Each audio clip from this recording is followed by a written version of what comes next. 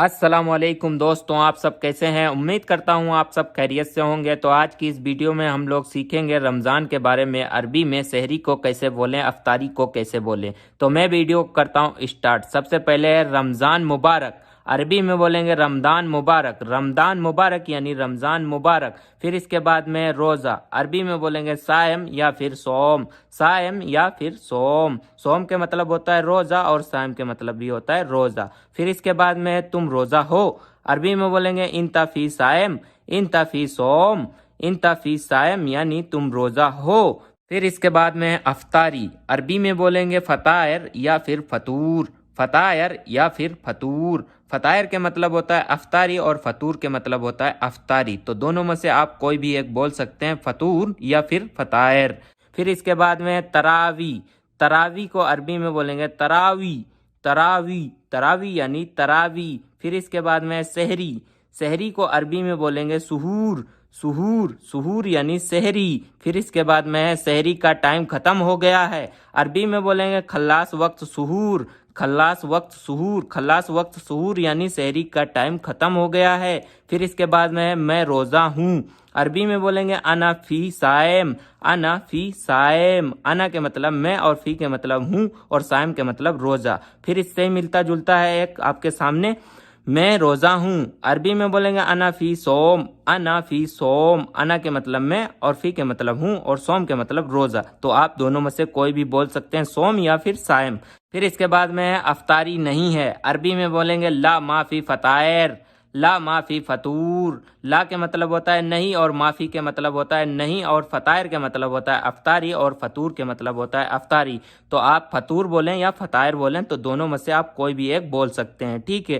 پھر اس کے بعد میں کیا چاہیے، عربی میں بولیں گے ایش ابگا، ایش ابگا۔ ایش ابگا کا مطلب ہوتا ہے کیا چاہیے، جیسے آپ کو کوئی عربی بول رہا ہے ایش ابگا، ایش ابگا، تو آپ یہاں پر سمجھ جائیے وہ بول رہا ہے کیا چاہیے۔ پھر اس کے بعد میں روبزہ چاہیے، شربت، جو ہم لوگ شربت پیتے ہیں نا روبزے والا، تو عربی میں بولیں گے ابگا منٹو، ابگا منٹو۔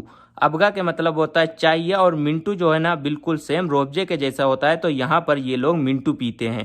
پھر اس کے بعد میں مجھے جوس چاہیے، عربی میں بولیں گے انا ابگا عصیر، انا ابگا عصیر۔ عصیر کے مطلب ہوتا ہے جوس، ابگا کے مطلب چاہیے، انا کے مطلب مجھے جوس چاہیے۔ پھر اس کے بعد میں مجھے کھجور چاہیے، عربی میں بولیں گے انا ابگا تمر، انا ابگا تمر۔ تمر کے مطلب ہوتا ہے کھجور، یعنی مجھے کھجور چاہیے۔ پھر اس کے بعد میں مجھے سامان چاہیے، عربی میں بولیں گے انا ابگا اگراد، انا ابگا اگراد، انا ابگا اگراد یعنی مجھے سامان چاہیے۔ پھر اس کے بعد میں مجھے سامان ضروری چاہیے، عربی میں بولیں گے انا ابگا لازم اگراد، انا ابگا لازم اگراد، انا ابگا لازم اگراد یعنی مجھے سامان ضروری چاہیے۔ لازم کا مطلب ہوتا ہے ضروری، اور اگراد کا مطلب ہوتا ہے سامان۔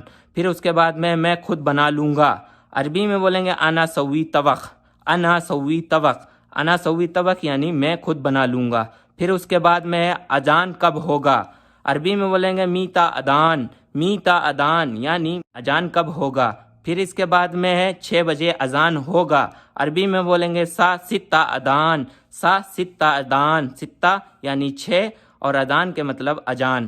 پھر اس کے بعد میں روزہ رہتا ہوں روز، عربی میں بولیں گے انا فی صوم کل یوم، انا فی صوم کل یوم، انا فی صوم کل یوم یعنی میں روزہ رہتا ہوں روز۔ پھر اس کے بعد میں مسجد جا رہا ہوں، عربی میں بولیں گے انا رو مسجد، انا رو مسجد، انا رو مسجد یعنی میں مسجد جا رہا ہوں۔